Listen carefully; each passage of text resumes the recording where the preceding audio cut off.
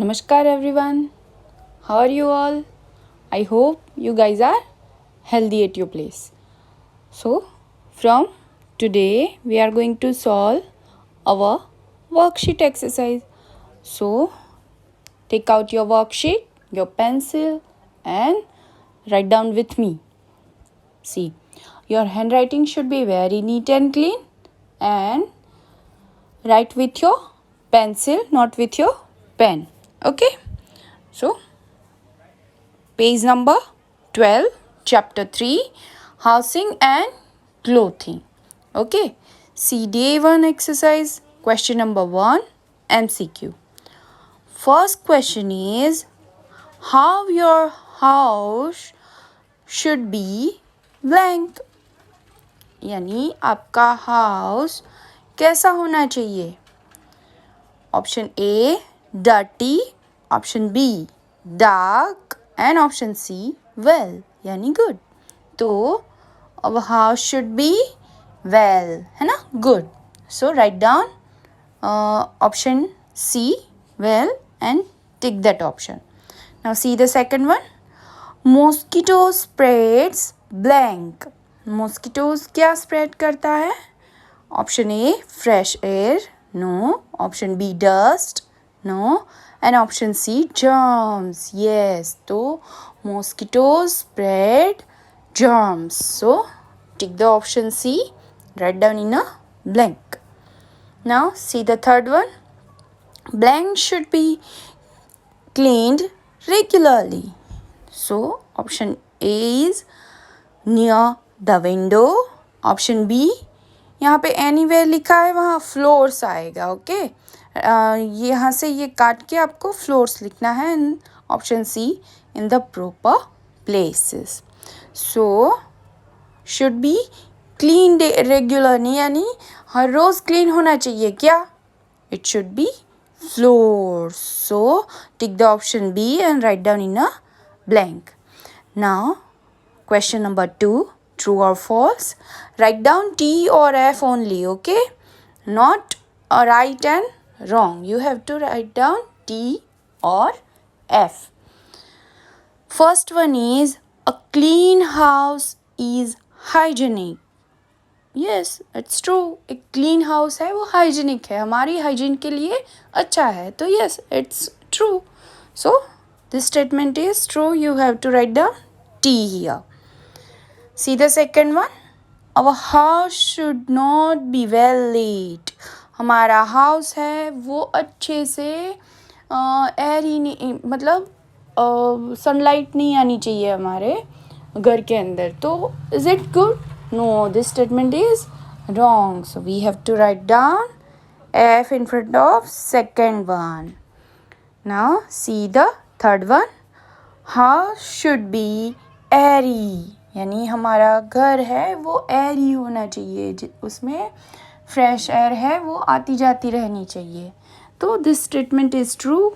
Yes, तो we have to write down T here. Last one, fourth one, we should not sweep the floor regularly. हमें हर रोज़ हमारे जो floors है वो स्वीप नहीं करनी चाहिए, यानी साफ नहीं, वो पोछा नहीं लगाना चाहिए. तो इज़ इट राइट और रॉन्ग. It's wrong. हमें हर रोज़ हमारे जो फ्लोर्स है उस पर स्वीपिंग करनी चाहिए, है ना. तो this statement is false. We have to write down F here. Now see the question number 3, match the following. Column A to column B we have to match and write down answers here. So first one is house. तो यहाँ पे देखो आपको A B C D E लिखना पड़ेगा. You have to write down, right, and then see house. तो house कैसा होना चाहिए. in proper place, to be throw waste, disinfected, should be well lit, dark and damp house. तो हमारा घर कैसा होना चाहिए. should be well lit, है ना, अच्छे से प्रकाशित होना चाहिए, उसमें रोशनी है वो आनी चाहिए. तो it should be well lit. Then you have to write down D in front of first one. Second one, Germs live in, germs कहाँ रहते हैं? डार्क एंड डम प्लेस, है ना, जहाँ पे डार्कनेस होती है और गंदा होता है, वहाँ पे germs रहते हैं. तो you have to write down E in front of second one. Third one, sunlight works as a, sunlight कैसे वर्क करती है? डिसइंफेक्टेंट, है ना, सनलाइट डिसइंफेक्टेंट है, वो हमारे घर को इन्फेक्शन लगने से रोकती है, जर्म्स को मार देती है. So write down C in front of third one. See the fourth one, use dustbins. हम यूज़ क्यों करते हैं dustbin? To throw waste. So write down B in front of fourth one. And last one, fifth is keep all things in proper place, है ना, we should keep all the things in proper place. So write down A in front of fifth one. Now turn the page number 13. See question number 4, think and answer.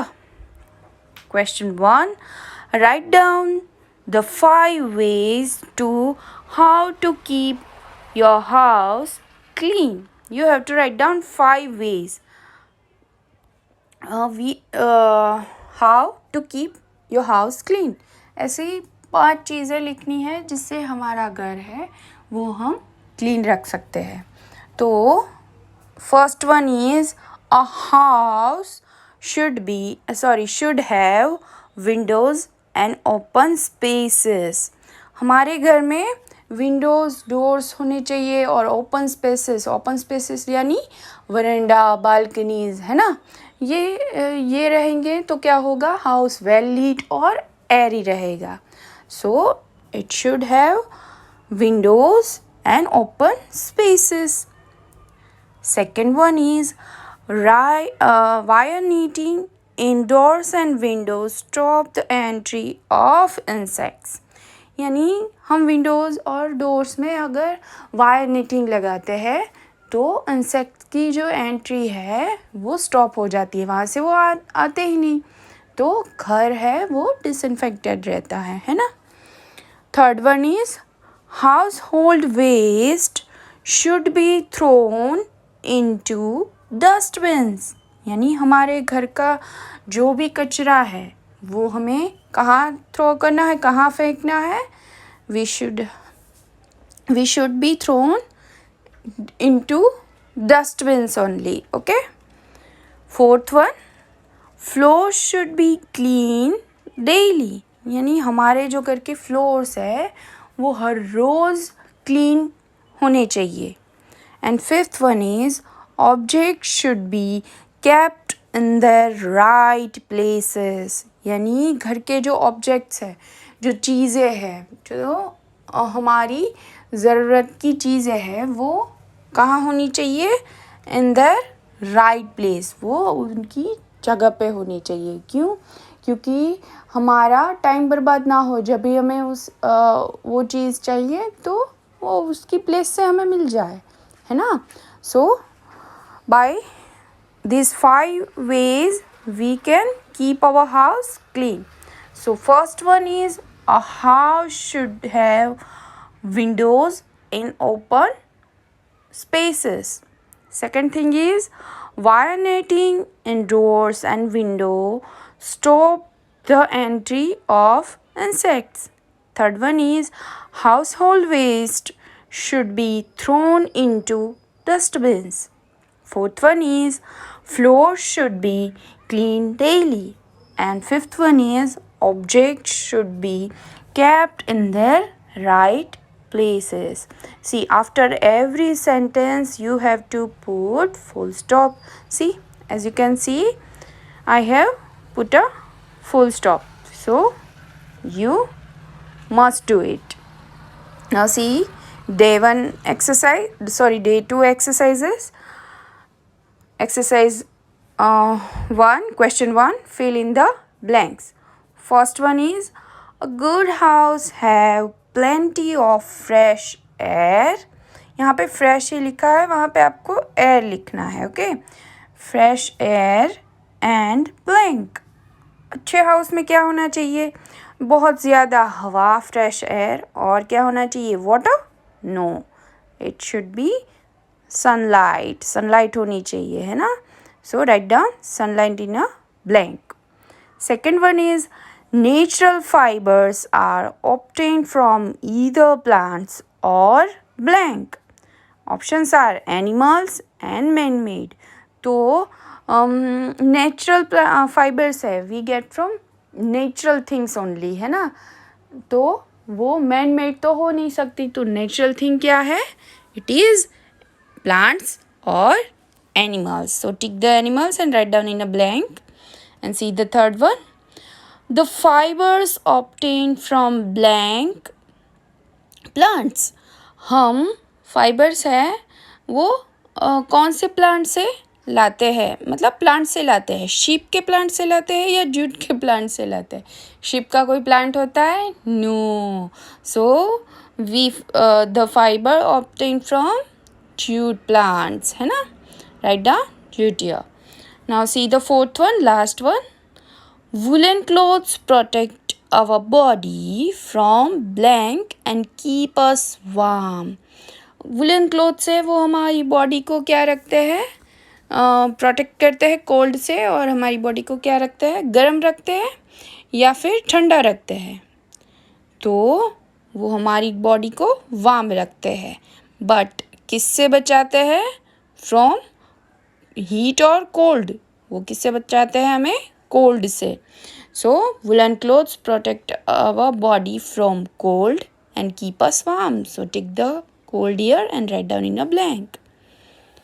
Now see the question number 2. Circle the odd one out. See यहाँ पे आपको 3 group में नाम दिए हैं, है ना? ये 3 जो है स्पेलिंग का ग्रुप है. अब इसमें से जो भी ऑड है उन्हें हमें सर्कल करके आउट करना है. Okay. So first one is cotton, wool and jute. तो इसमें से आप देखो, तो cotton we get from cotton plants, wool we get from sheep, and jute we get from jute plants. So jute and cotton we get from plants and wool we get from animals. So this is odd. So we have to circle and we have to out wool. Now see the second one. Silk, raincoat and umbrella. So as you can see, raincoat and umbrella both are waterproof material type, है ना? waterproof material type से बने हुए हैं. But silk is a cloth जिससे जो पानी observe कर लेता है. So it is not waterproof. So we have to circle silk and have to out. Third one, sweater, woolen gloves and cotton shirt. So we wear sweater and woolen gloves in winter and we wear cotton shirt in summer. So this is odd and we have to circle and out it.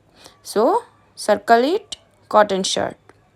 Fourth one, silk, nylon and bamboo. So देखो, silk and nylon they are fibers and bamboo is a plant or tree, है ना? तो हम इसे odd करेंगे, odd one out, sorry हम इसे out करेंगे because it is odd one. Now see the question number 3. Give 2 examples of each the following. You have to give 2 example each from following. First one है natural fibres. तो natural fibres के आपको 2 examples लिखने हैं. तो it is plant fibres and animal fibres. Done. Second thing is plant fibre. तो plant fibre कौन कौन से है? कॉटन एंड लीलन, है ना? We get cotton and linen from plant fibres. See sorry, we get cotton and linen from plant. That is why they are plant fiber. See the third one. Things made of jute. यानी jute से जो बनते हैं उस things के नाम लिखने हैं. It is bag and mat. And fourth one, animal fiber. Animal fiber कौन कौन से है? It is wool and silk. We get wool from sheep and silk from silkworm. So both are animal fiber.